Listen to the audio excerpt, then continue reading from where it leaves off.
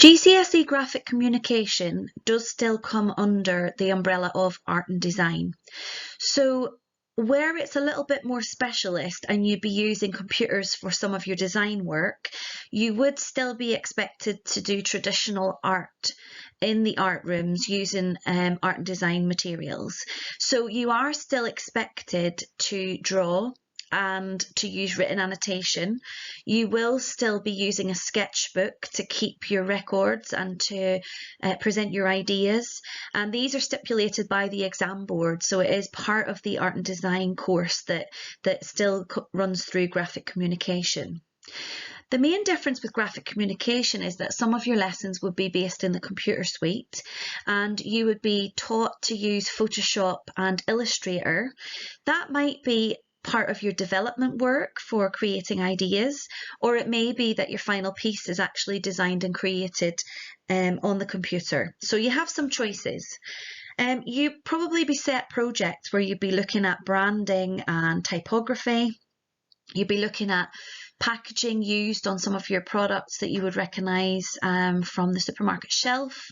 It could even be branding on fashion and logos relating to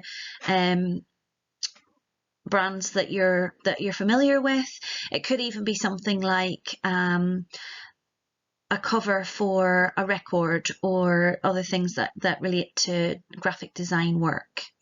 So it could be designing on the computer and then going into the art rooms to print or to decorate the surface of something using your computer design work, or it could be that you stick to the more digital side of it and that you experiment with drawing and painting and different types of media in the art room, but that you then ultimately choose the computer as your way of presenting your outcome.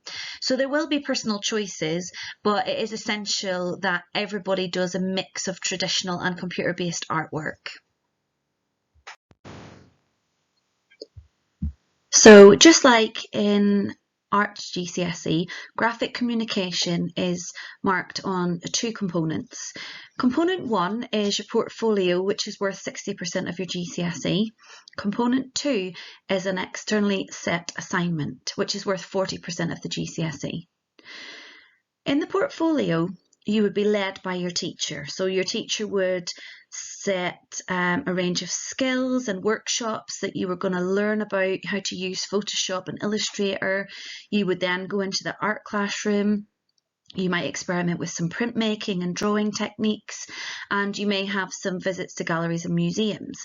And that would be probably in the first part of the course, that would help you to practice and build up skills and knowledge that you would need for the sustained project. The sustained project would be introduced by the teacher, so you'd get a starting point or a theme, or maybe a choice of them, and you would have to take that and plan and investigate your own subject matter and your own ideas. For graphic communication, this might be something like a product that you've been asked to design a new packaging or a new logo for. And that could be something where you would go and investigate what's already on the market. You would look at what other designers have done.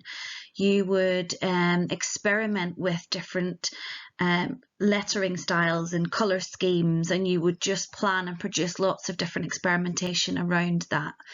Once you've done that, you would then produce an outcome, which could be a 3D piece. So it could be a piece of clothing which you've printed with your own logo and design. It could be actually packaging the product itself.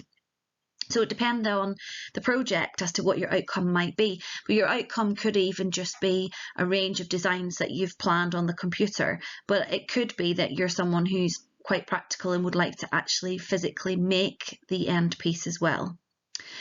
Once you've done that, in the January of year 11, you would start component 2.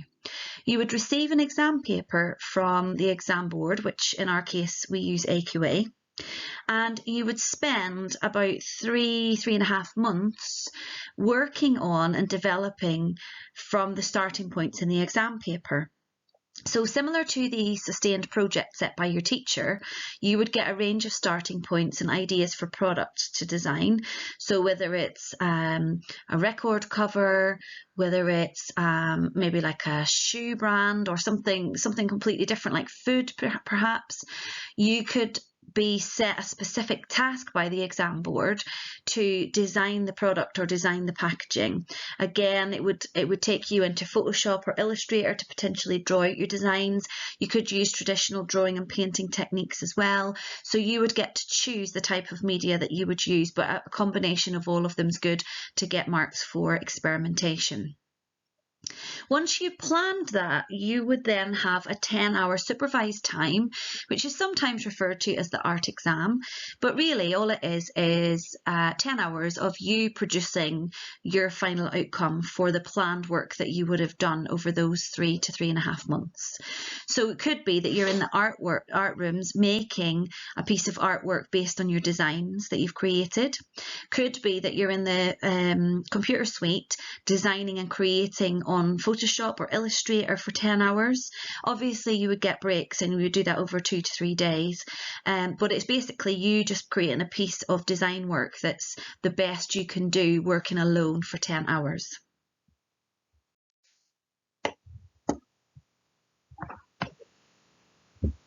We often find that students are enjoying their art and they would like to use it in some way to form their future career, but they're unsure about the potential jobs and careers that are available to them. So I've gathered together a range of statistics and career options that could help you to make an informed decision. So I've looked at some of the information from the Creative Industries website, where we can see that there are 1 in 11 jobs in the UK is something related to the creative industry. And we can see that in between 2010 to 2018, this was a massive growth sector in the UK economy. I also have a list of potential jobs. So where students are thinking, right, but what can you do with it? They may think of the obvious things like being an art teacher because they can see that others have done that. But there are also other opportunities where you're just maybe not aware of those careers at a young age. So within the areas of fashion and textiles, you might be someone who's actually a fashion designer, or you may be involved in costume design, but there are other elements where you could be someone who works in branding for a fashion label, for example. You could be someone who is an illustrator who illustrates for books. I'm sure lots of the stories that you've read in your childhood had drawings and illustrations in them, and obviously that's someone's job to create those images. You might be a painter or an artist one day, or have your own small business related to your art craft and design skills, but it could be that you're a photographer.